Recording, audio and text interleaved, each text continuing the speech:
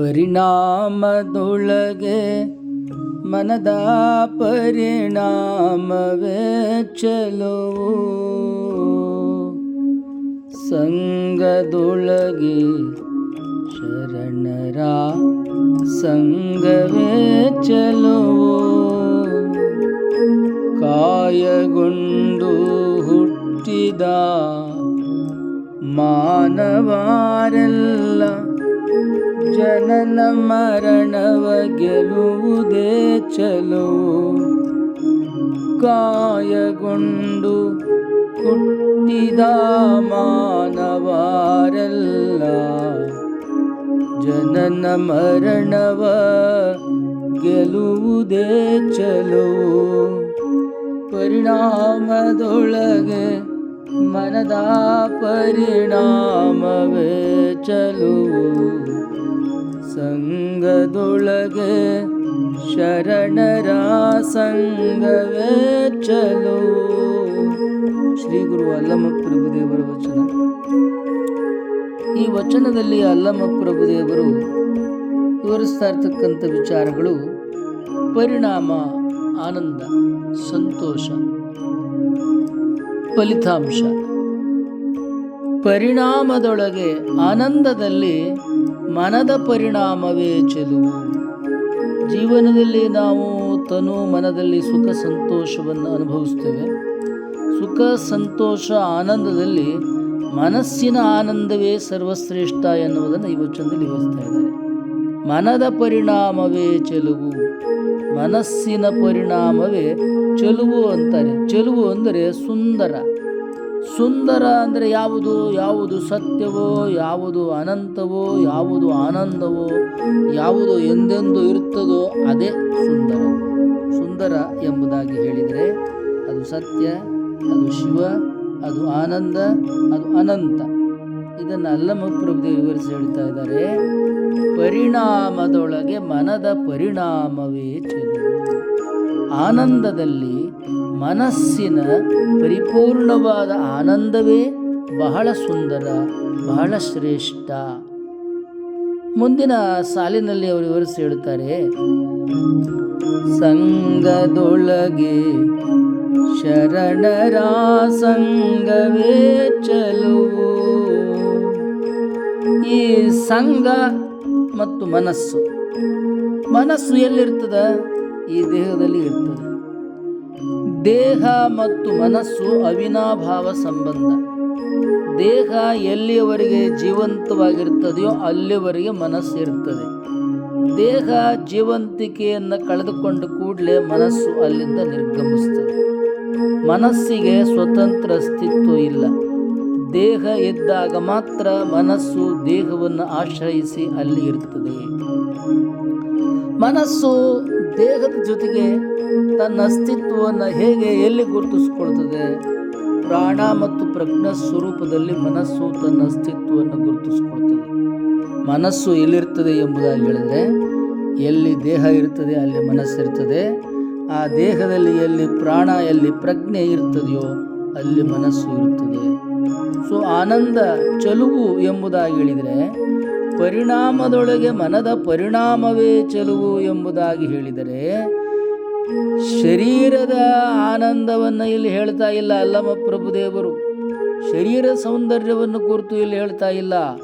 ಮನದ ಪರಿಣಾಮವೇ ಚೆಲುವು. ಯಾವ ಮನಸ್ಸು, ಯಾವ ದೇಹ ಪ್ರಾಣ ಪ್ರಜ್ಞೆಯನ್ನು ಆಶ್ರಯಿಸಿ ಇದೆಯೋ, ಈ ಪ್ರಾಣ ಪ್ರಜ್ಞೆ ದೇಹವನ್ನು ಆಶ್ರಯಿಸಿರ್ತಕ್ಕಂಥ ಈ ಮನಸ್ಸು, ಇದು ಏನು ಪರಿಣಾಮ ಫಲಿತಾಂಶವನ್ನು ಆನಂದದಲ್ಲಿ ಅನುಭವಿಸ್ತದೆಯೋ, ಸೌಂದರ್ಯದಲ್ಲಿ ಅನುಭವಿಸ್ತದೆಯೋ, ಪರಿಪೂರ್ಣತೆಯಲ್ಲಿ ಆನಂದಿಸ್ತದೆಯೋ ಅದು ಸುಂದರ, ಅದು ಸತ್ಯ, ಅದು ಆನಂದ. ಇದನ್ನೇ ಸತ್ಯ, ಶಿವ, ಸುಂದರ ಎಂಬುದಾಗಿ ಹೇಳಲಾಗ್ತದೆ. ಪರಮಾತ್ಮ ಅವನು ಸತ್ಯ. ಹಾಗಂದ್ರೇನು? ಅವನು ಎಂದೆಂದೂ ಇರ್ತಾನೆ. ಈ ಜಗತ್ತು ಒಂದು ದಿವಸ ನಾಶ ಆಗ್ಬೋದು. ಎಲ್ಲಿ ನಾಶ ಆಗ್ತದೆ? ಪರಮಾತ್ಮನೊಳಗನ ನಾಶ ಆಗ್ತದೆ. ಏನಂಗಂದರೆ ಈ ಬ್ರಹ್ಮಾಂಡವನ್ನು ಸೃಷ್ಟಿ ಮಾಡಿರ್ತಕ್ಕಂಥದ್ದು ಪರಮಾತ್ಮ ಶಕ್ತಿ, ಪರಮಾತ್ಮ ವಸ್ತು. ಅದು ಎಲ್ಲಿ ಸೃಷ್ಟಿ ಮಾಡಿದೆ? ತನ್ನೊಳಗೆ ಸೃಷ್ಟಿ ಮಾಡ್ಕೊಂಡಿದೆ.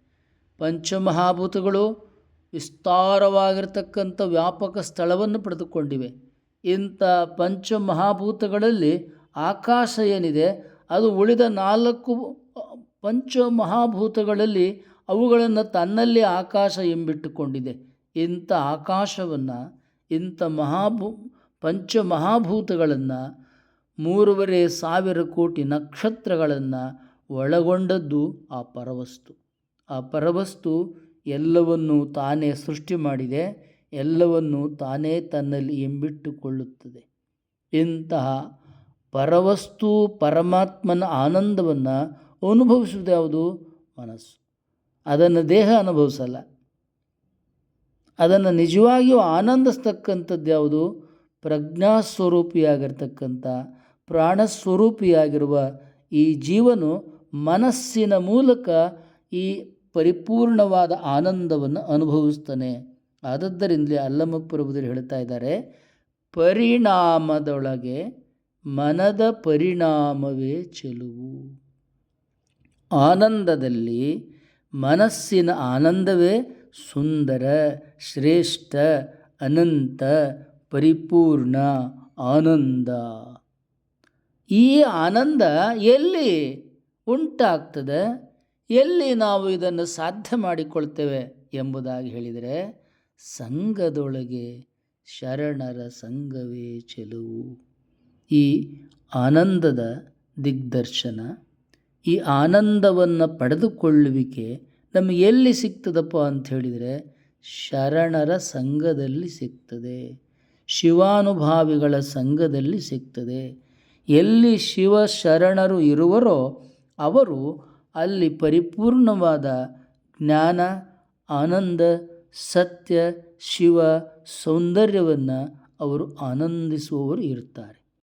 ಪರಿಣಾಮದೊಳಗೆ ಮನದ ಪರಿಣಾಮವೇ ಚೆಲುವು. ಈ ಮನಸ್ಸು ಆನಂದವನ್ನು ಎಲ್ಲಿ ಅನುಭವಿಸ್ತದೆ? ದೇಹದಲ್ಲಿ ಇದ್ದುಕೊಂಡು ಅನುಭವಿಸ್ತದೆ. ಆ ಮನಸ್ಸಿನ ಆನಂದವನ್ನು ಅನುಭವಿಸುವುದು ಯಾವುದು? ದೇಹ ಮತ್ತು ಇಂದ್ರಿಯಗಳು. ಸ್ವತಃ ಮನಸ್ಸು ತಾನೊಂದೇ ಆನಂದವನ್ನು ಅನುಭವಿಸುವುದಿಲ್ಲ.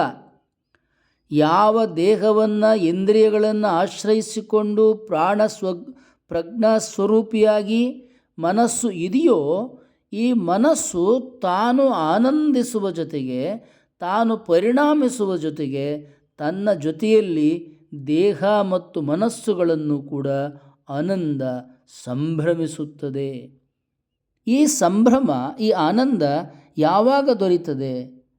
ಸಂಘದೊಳಗೆ ಶರಣರ ಸಂಘವೇ ಚೆಲುವು. ಎಲ್ಲಿ ಶಿವಶರಣರ ಶಿವಾನುಭಾವ ಸಂಘ ನಡೀತಾ ಇರ್ತದೆಯೋ, ಎಲ್ಲಿ ಪರಿಪೂರ್ಣ ಆನಂದವನ್ನು ಪಡೆದುಕೊಂಡಿರ್ತಕ್ಕಂಥ ಗುರುಗಳು, ಶಿವಾನುಭಾವವನ್ನು ಜ್ಞಾನಿಗಳು, ಅನುಭಾವಿಗಳು ನೀಡ್ತಾ ಇರ್ತಾರೆಯೋ, ಅಲ್ಲಿ ಸಾಧನಾ ಮಾರ್ಗದಲ್ಲಿ ಹೊರಟಂಥ ಕಾಲದೊಳಗೆ ಪರಿಪೂರ್ಣವಾದ ಆನಂದವನ್ನು ಶಿವಶರಣರ ಸಂಘದಲ್ಲಿ ಪಡೆದುಕೊಳ್ಳುವ ಬೆಳಕನ್ನು ನಾವು ಪಡೆಯಬಹುದು. ಅವರು ಬೆಳಕಿನ ದಾರಿಯನ್ನು ತೋರಿಸ್ತಾರೆ.